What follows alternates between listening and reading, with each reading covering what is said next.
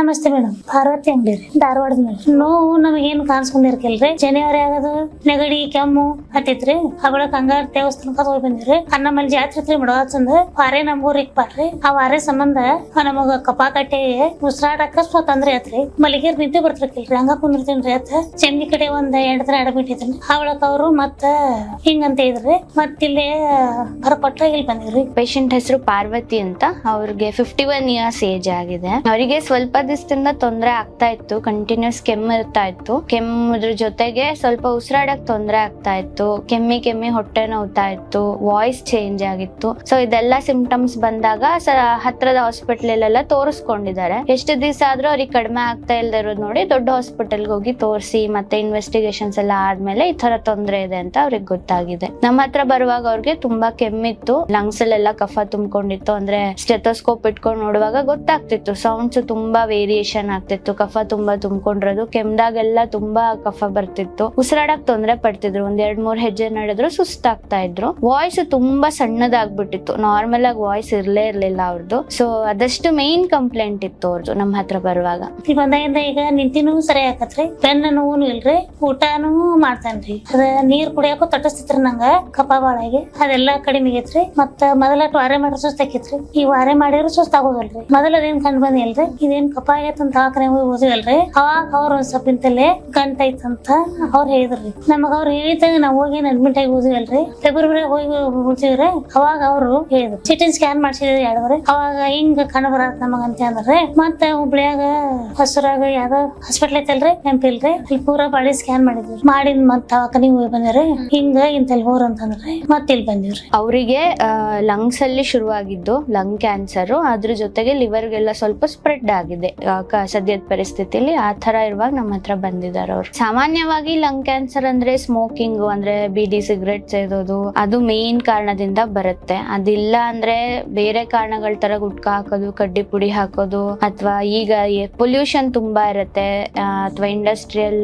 ಇಂಡಸ್ಟ್ರಿಗಳ ಹತ್ರ ಇರೋರು ಗಾಳಿ ಚೆನ್ನಾಗಿರಲ್ಲ ಬೇಸಿಕಲಿ. ಸೊ ಆ ತರ ಪೊಲ್ಯೂಟೆಡ್ ಏರ್ಗೆ, ಸ್ಮೋಕಿಂಗ್ ಎಲ್ಲ ಎಕ್ಸ್ಪೋಜರ್ ಅವ್ರಿಗೆ ಸಾಮಾನ್ಯವಾಗಿ ಬರುತ್ತೆ. ಇವರಲ್ಲಿ ಆ ತರದ್ದು ಡೈರೆಕ್ಟ್ ರೀಸನ್ಸ್ ಯಾವ್ದು ಕಾಣ್ಲಿಲ್ಲ. ಫಿಮೇಲ್ ಆಗಿರೋದ್ರಿಂದ ಅವ್ರದ್ದೇನು ಸ್ಮೋಕಿಂಗ್ ಹಿಸ್ಟ್ರಿ ಎಲ್ಲ ಇರ್ಲಿಲ್ಲ. ಹಳ್ಳಿಯಲ್ಲೇ ಇರೋದ್ರಿಂದ ಏರ್ ಕ್ವಾಲಿಟಿ ಎಲ್ಲ ಚೆನ್ನಾಗಿದೆ ಅಂತ ಹೇಳ್ತಿದ್ದಾರೆ. ಇಮ್ಯುನಿಟಿ ಕಡಿಮೆ ಆಗಿರೋದ್ರಿಂದನೋ ಅಥವಾ ಲಾಂಗ್ ಟರ್ಮ್ ಲಂಗ್ ಇನ್ಫೆಕ್ಷನ್ ನ ಇಗ್ನೋರ್ ಮಾಡಿರೋದ್ರಿಂದ ಏನಾದ್ರು ಕಾರಣ ಇರಬಹುದು ಇವರಲ್ಲಿ. ನಮ್ಮ ಮನೆಯಾಗ ಯಾರ ಇದ್ರಿ ಮೇಡಮ್, ಅವ್ರು 20 ವರ್ಷ ಸೆಲೆ ಡ್ಯೂಟಿ ಮಾಡ್ಯಾರ್ರಿ. ಡ್ರೈವರ್ ಅದ ಇತ್ತಲ್ರಿ. ಈಗ ಇಲ್ಲಿ 6 ವರ್ಷ ಆತ್ರಿ. ಅವ್ರು ಧಾರವಾಡಕ್ಕೆ ಮಾಡತಾರ್ರಿ. ಈಗ ಅವ್ರ ಫ್ರೆಂಡ್ ಅದು ಇರ್ಬೇಕ್ರಿ. ಇಲ್ಲಿ ನಮ್ಮಲ್ಲಿ ಯಾರ ಗೊತ್ತಿಲ್ರಿ. ಇಲ್ಲ ಯಾರೋ ಅವ್ರ ಫ್ರೆಂಡ್ ಇರ್ಬೇಕು. ನಿಮ್ಮನೆ ಆಗೈತಂತ ಅಂದ್ರಿ. ಅವ್ರು ನನಗ ನೀರ್ ಕುಡಿಯಾಕ ಬರ್ತಿರ್ಕಿಲ್ರಿ. ಚರಿಗೆ ತಗೊಂಡ ಈ ಕ್ಲಾಸ್ ತಗೊಂಡು ನೀರ್ ಕುಡಿಯಾಕ ಬರ್ತಿರ್ಕಿಲ್ರಿ. ಕಗಾದಾಗ ಊಟ ಮಾಡಿ ಎಲ್ಲ ಈಗ ಸಣ್ಣ ಊರಿಗೆ ಹಾಲು ಕುಡಿ ಅಂತ ಕುಡಿಸ್ತಾರ್ರಿ ಪಟಲ್ದಾಗ, ಹಂಗ ಕುಡಿತಿದ್ದಾರೆ. ಅವ್ರ ಚಾ ಕುಡಿ ಕಪ್ನ್ಯಾಗ ನೀರ್ ಕುಡಿತಿದ್ದಾರೆ. ನೀರ್ ಕುಡಿಯಾಕ ತೊಂದ್ರೆ ಆಗೈತ್ರಿ. ಈಗ ಕಡಿಮೆ ಆಗಿದ್ರಿ, ಹುಷಾರಾಗೇನ್ರಿ. ಇವರು ಬೇರೆ ಕಡೆ ಟ್ರೀಟ್ಮೆಂಟ್ ತಗೊಳಕ್ಕೆ ಹೋಗಿದ್ದಾರೆ. ಏನೋ ಅನಾನುಕೂಲಗಳಿಂದ ಅವ್ರು ಕಂಟಿನ್ಯೂ ಮಾಡಕ್ ಆಗಿಲ್ಲ. ನಮ್ಮ ಹತ್ರ ಬಂದಿದ್ರು. ನಮ್ಮ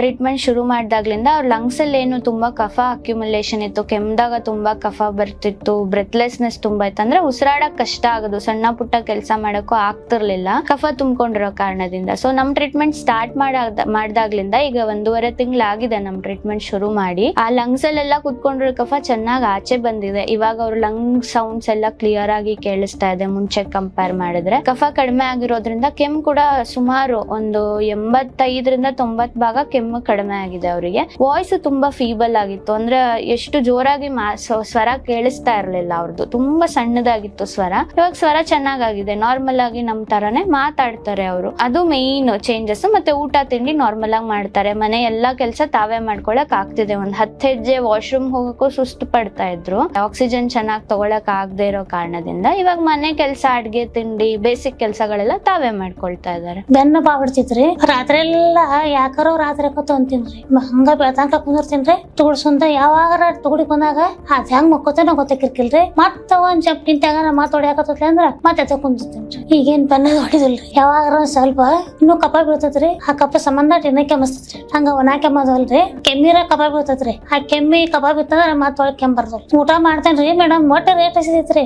ಯಾರ ಹೆಂಗ್ ಅರ್ಕೊಂತಿಲ್ಲನೂ ಹಾಕತ್ರಿ. ಈ ಬೆಳಗ್ಗೆ ಇಲ್ಲಿ ಬಂದ್ ಇರ್ದಕ್ಕಂದ್ರ ಇಡ್ಲಿ ತಿಂದ ಬಂದೇನ್ರಿ. ನಾ ಈಗ ಹೊಟ್ಟೆ ಬಾಸು ಹಾಕತ್ರಿ. ಅವ್ರೆಲ್ಲ ಹೆಂಗ ಹೇಳಿವಲ್ಲ ಹಂಗ ಮೇಂಟೈನ್ ಮಾಡ್ರಿ. ಇನ್ನೂ ಸುಧಾರ್ಸ್ಬೇಕ್ ಅಂತ ಹೇಳಿದ್ರು. ಆಯ್ತ್ರಿ ಮೇಡಮ್ ಅಂತ ಹೇಳಿದ್ರು. ಥ್ಯಾಂಕ್ ಯು ರೀ. ಮೇನ್ಲಿ ಏನಾಗುತ್ತೆ ಈ ಟ್ರೀಟ್ಮೆಂಟ್ ಇಂದ ಅಂದ್ರೆ ರಸಾಯನ ಟ್ರೀಟ್ಮೆಂಟ್ ಇಂದ.